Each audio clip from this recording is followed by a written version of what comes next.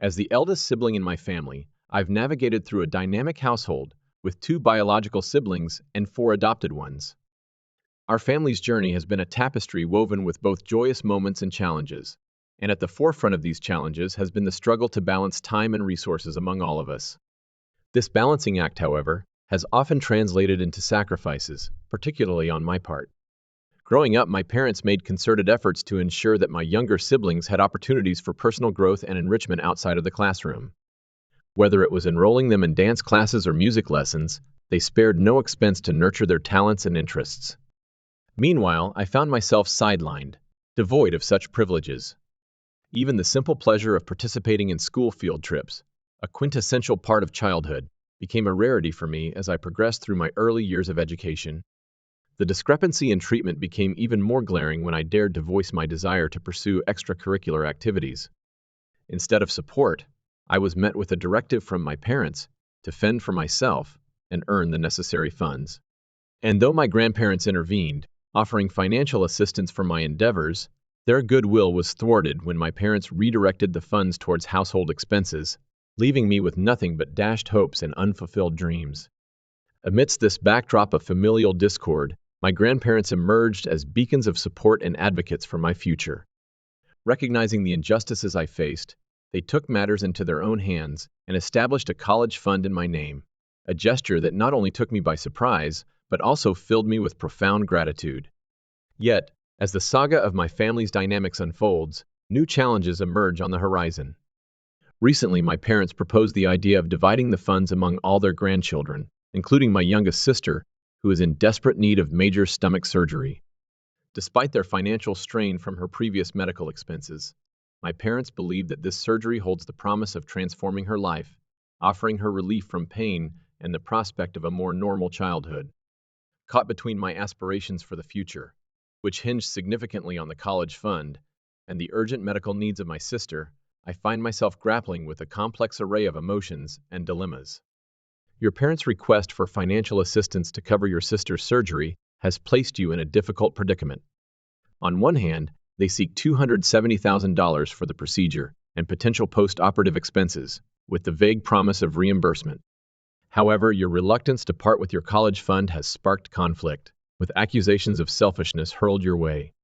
In response to their plea, you rightly questioned why your college fund should bear the burden, especially when alternative avenues for financial aid, such as charitable organizations or medical insurance, seem overlooked. The exorbitant sum requested for the surgery also raises suspicions, particularly given the availability of subsidized healthcare options for children in need. Considering the magnitude of the requested sum and the absence of a clear explanation for their financial predicament, it's prudent to exercise caution. Entrusting your future to uncertain promises of repayment could jeopardize your long-term prospects, especially when faced with the pressing need to safeguard your educational aspirations. Moving in with your grandparents, as suggested by some, could provide a temporary reprieve from the tension at home while allowing you to protect your college fund. Furthermore, exploring the legality of accessing the funds at your age and whether they can be repurposed for non-educational expenses may provide clarity on your financial options. In essence, while your familial bonds may tug at your heartstrings, prioritizing your future and financial security is paramount. It's essential to weigh the potential consequences of parting with your college fund against the uncertain promises made by your parents, ensuring that your decisions align with your long-term goals and aspirations. I have reservations about your parents' claim, particularly considering their past actions involving the money your grandparents gave you. It's likely that your grandparents have taken steps to safeguard those funds. You could consider informing your parents that if they require financial assistance, they should approach your grandparents directly, or, alternatively, communicate with your grandparents about the pressure you're facing from your parents. As for my situation, my in-laws are adamant about wanting grandchildren, despite my wife Diana, who is 28, prioritizing her career aspirations. Diana has dedicated years to pursuing her PhD, and she rightfully desires to establish herself professionally before delving into parenthood. She envisions a future where I can eventually reduce my workload as a welder and enjoy some relaxation after decades of hard work. Throughout our journey, I've supported Diana's education and ensured she graduates without the burden of student loans. We've built a comfortable life together, complete with a home and reliable transportation. However, despite our contentment, My in-laws persistently pressure us to start a family, culminating in a recent confrontation. Fed up with their incessant demands, I finally confronted them during a family gathering, highlighting the financial implications of their expectations. I proposed that if they truly desired grandchildren, they should financially support Diana's career path by reimbursing her for her education expenses, compensating her for the salary she'd forgo while raising children, and even providing funds for childcare to facilitate her return to work. Their response? They claimed financial incapability, which led me to question how they expected us to manage the expenses they proposed.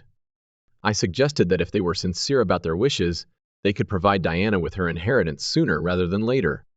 This confrontation led to strained relations, with my in-laws displaying a degree of resentment towards us. Despite Diana's numerous attempts to explain our stance, they continue to disregard our desires and assert their own agenda, leaving a palpable chill in our interactions. It was perhaps impolite and unwise of me to raise the issue of financial responsibility in such a blunt manner. However, I firmly believe that boundaries must be asserted, especially in matters as personal as family planning. While some may perceive my approach as crossing a line, it was motivated by a desire to emphasize the importance of respecting our decisions as a couple. Addressing the intrusion of her family into our reproductive choices underscores a larger issue of boundaries and respect for autonomy. By confronting this issue directly, we can work towards fostering healthier dynamics within the family and ensuring that our decisions are not subject to unwanted interference. Moving forward, it's crucial for both of us to communicate assertively and establish clear boundaries with her family. While my response may have been brash, it stemmed from the necessity of safeguarding our autonomy and decision-making agency as a couple. Instead of addressing the matter directly, you found yourself entangled in an unnecessary exchange concerning financial matters that frankly are none of your concern. Similarly, their opinions about your reproductive choices hold no weight and should not have been entertained. Establishing firm boundaries is essential moving forward, particularly if you're contemplating starting a family. Now, onto the issue at hand. I'm a 22-year-old female, with my sister being 26 and her husband 30.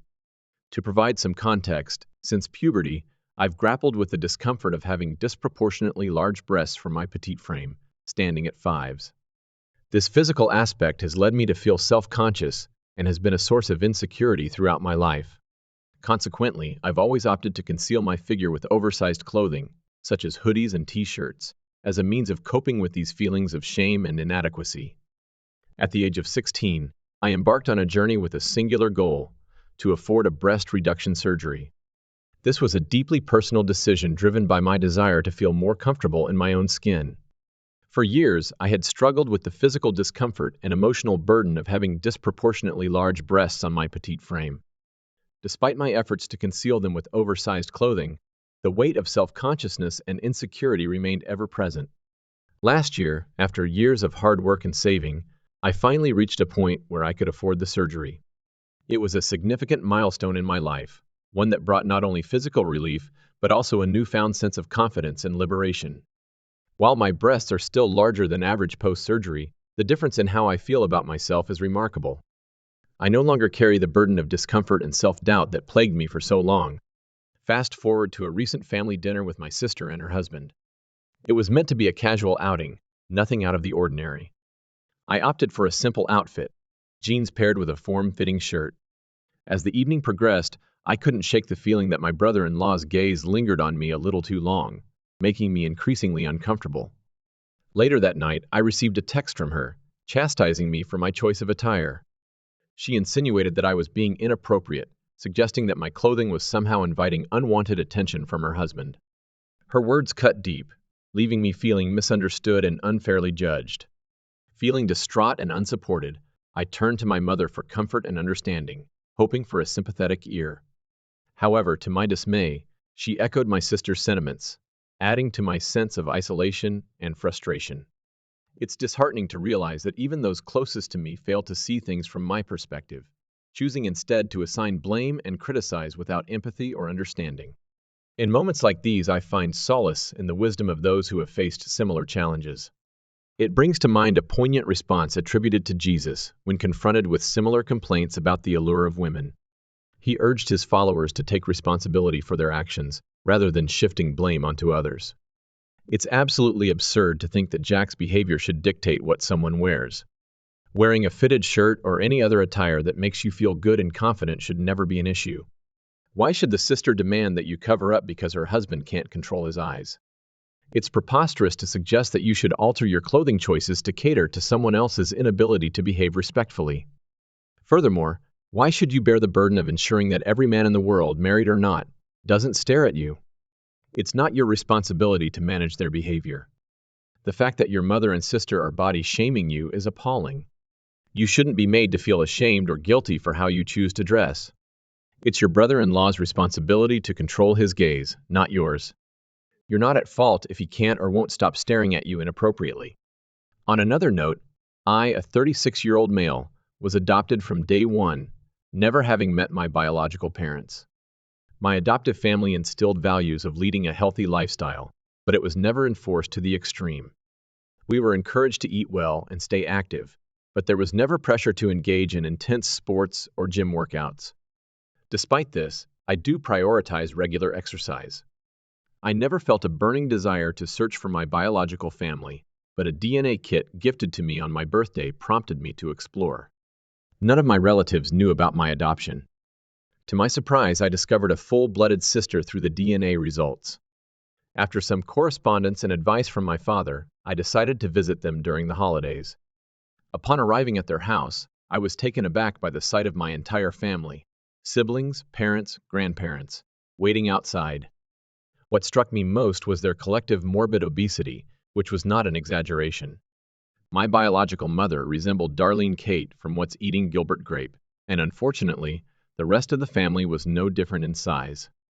Despite my initial shock, I tried to focus on the positive aspect of meeting my biological family. However, I couldn't shake off the feeling that the encounter felt somewhat forced and unnatural.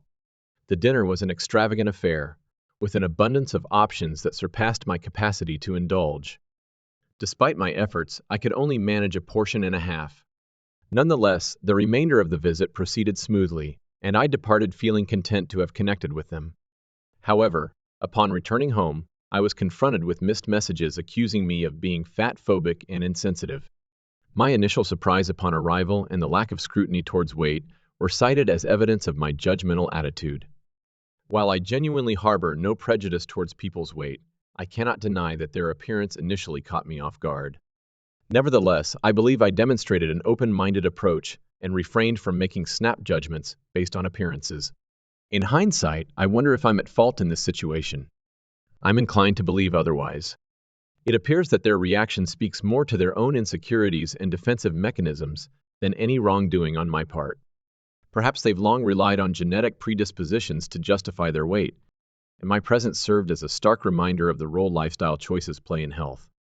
It's regrettable that their response tainted what should have been a positive experience of meeting my biological family.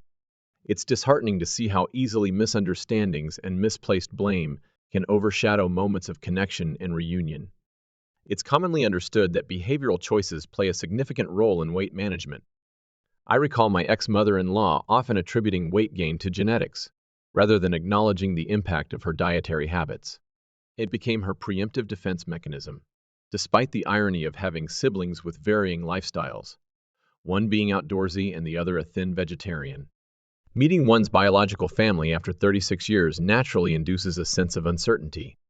Even with prior exposure to social media images, the actual encounter can be unpredictable.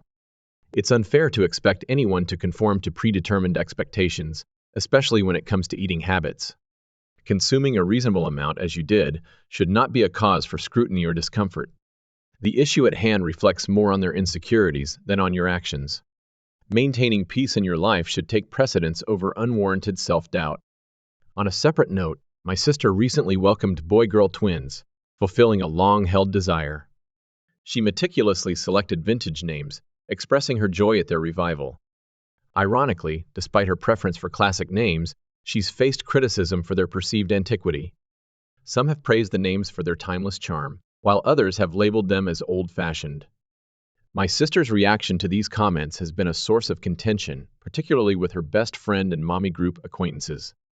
Despite receiving positive feedback, she finds fault in how the names are complimented, leading to repeated expressions of frustration.